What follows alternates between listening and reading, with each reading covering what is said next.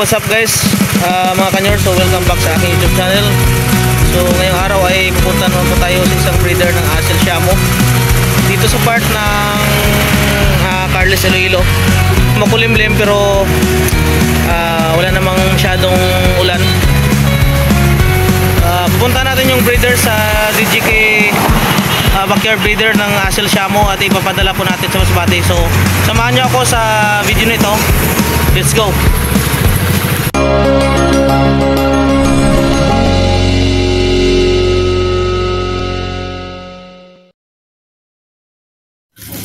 Reka lang daw kami.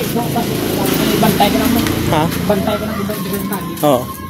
So guys, nandito na tayo sa lugar ni Sir John. Dito sa Kapaguana, Carles Iloilo. Siya po yung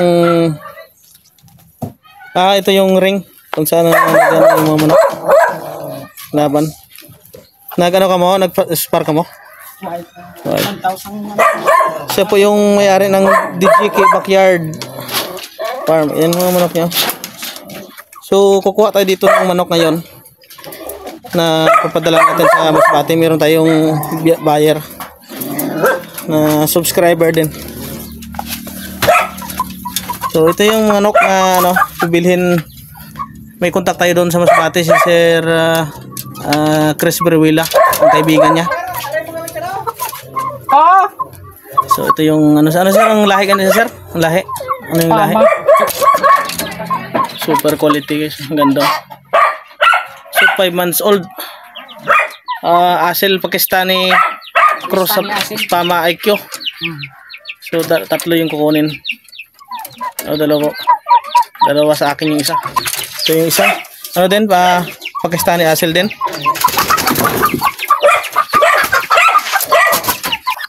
Yan.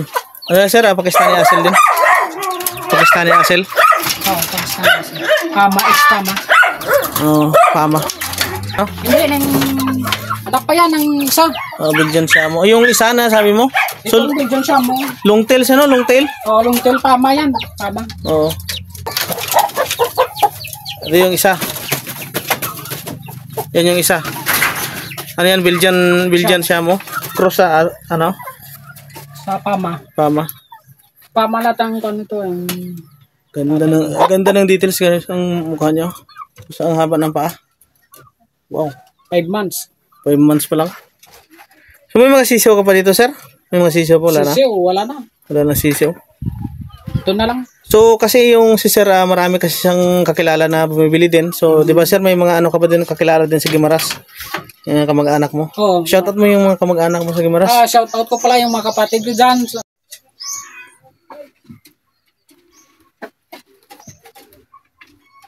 Ganda ng manok. Sa Gimaras. So sir, di ba mayroon ka may bagong manok? Ano yung lahi na sir? Lampure. Lampure galing sa Gimaras. Gimaras. So ito ako nga manghod. So ito naman yung future na breeder na sir, broodhen. So ano sir, sana maparami mo. So si Sir John kasi napakaano nito sa pagdating sa manok. Parang enthusiast sa manok, ano talaga siya, yung passionate sa pagdating sa manok. Kasi perfect na si Sir ay ang background ni Sir dati siya na OFW tapos nag-for good na sa Pilipinas and then nag-alaga ng manok. Kasi bakit sir ano yung nagustuhan mo sa pag-aalaga ng manok? 'Di ba mahirap din kasi magastos. Mabudlay, magastos pero malingaw ka. Oo, yung makita mo pala na daw energy mo na yun. Yung parang hobbies mo. Hobby na. Hobbies. So actually hindi lang first time ko nakapunta dito kay Sir, many times na nakapagkuha na ako sa kanya ng darag. Marami na siyang sinubukan ng mga lahi. Pero ngayon ay nagkahilig siya sa pag-aalaga ng Asil Siamo at sa mga yung Oriental Falls, mga Giant Falls.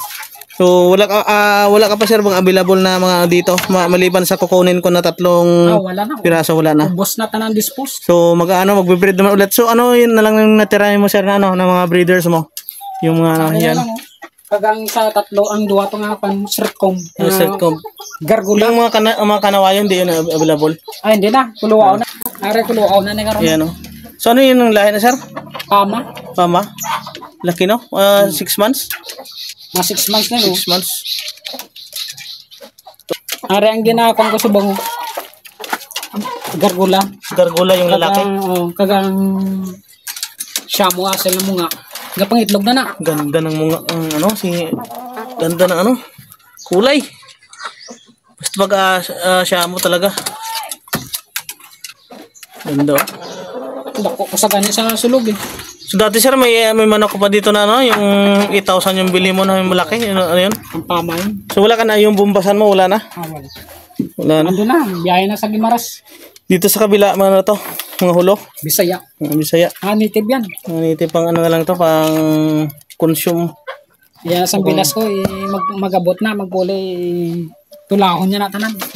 Ang dami oh. Tulahon niya na tanan, magpuli. Nasa ibang bansa? Oo, na aras barko. Dami guys oh. Gagmay pa na sa una, may isa ka kuom. Piso ka lang. Puli sa muna na ako kadagko. So dito sir yung ano, yung nilalaroan ng mga manok. So dito sila nagpapalaro ng mga manok. Exercise. Oo. So dahil nga meron tayong subscriber na nakapanood ng video ni Sir, na Sir John dito sa Carlos Iloilo. So may nagka-interest na bibili.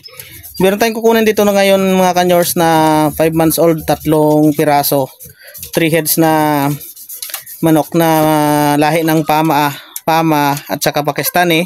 Yung tandang naman ay Shamu, Belgian Shamu cross sa Pama. So andyan si Sir John, nag-prepare ng ating kukunin na manok. Ang brown siguro lang. So ito yung ano, tapos ang isa sir, itong low brown. Ako lang to ang pinaka-anugid. So yan yung manok ni sir oh. Ang laki guys. Sobrang laki. Yan. So ito na, ipapadala na natin to sa Masbate. Okay guys, hindi tayo yan. Yan. Mapungko lang sa yan oh. Ayan. Iba na pala isa lang belakang no. Bitan. Siya lang iuptan ko. So isa guys, Pama IQ cross sa Pakistani. Asil din to guys. Sobrang ganda ng kulay oh. Yan, napakatangkad. Giant. Mata, lisik na mata. Ganda ng paa. So meron si sir dito ng ano, ng ligban para legit na siya talaga yung may-ari nito. So ibang mga manok mo sir sa Gimaras na? Oo. Napadala mo na? Padala ko na.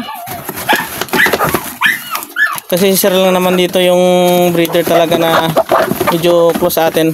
Meron naman mga breeders pero ayaw nilang i-vlog. So siguro kaya lang naman nila i-market. So si sir, kahit marami siyang buyer pero naging open din sa pagdating sa ano, sa vlogging. May discussion po to sir.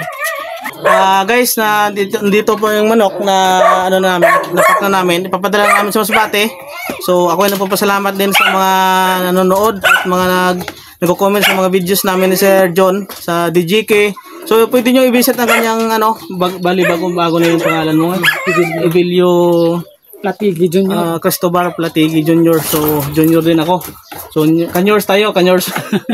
So maraming salamat sir sa ano, magandang transaction. So hopefully ay hindi lang to yung pangalawa or panglas natin na pagpunta dito. Hopefully makabalik tayo dito dahil si sir ay hindi siya tumitigil sa pag-breed ng mga manok. So meron na siyang bago naman na abangan natin. Magpapalabas na siya ng Lampure. Ito ay isang uri din nga manok na galing sa Gimaras. Pero ito ay magandang lahi ito guys na medyo expensive siya. Pero si sir hindi naman siya nagbibenta ng mga medyo mahal talaga. So affordable lang talaga. So maraming salamat sa iyo and see you on my next vlog. Thank you sir and God bless.